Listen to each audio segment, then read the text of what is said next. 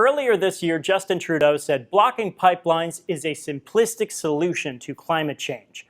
But a couple of months prior, his government announced new pipelines will have to pass a climate test before they're approved. So by saying a focus on only pipelines is too simplistic, Trudeau implied that a climate test for only pipelines is also too simplistic. And he was accidentally right.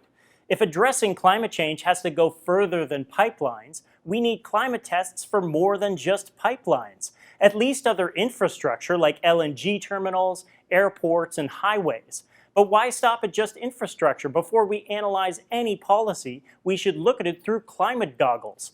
They'd be like drunk goggles, but they'd help us make good decisions instead of terrible ones. Like, shouldn't trade agreements have to pass a climate test? TransCanada just filed a $15 billion claim under NAFTA over the U.S.'s rejection of the Keystone Pipeline. It's a good reminder that trade agreements have huge implications for the climate because they allow fossil fuel companies to threaten governments with lawsuits if they don't do what they want.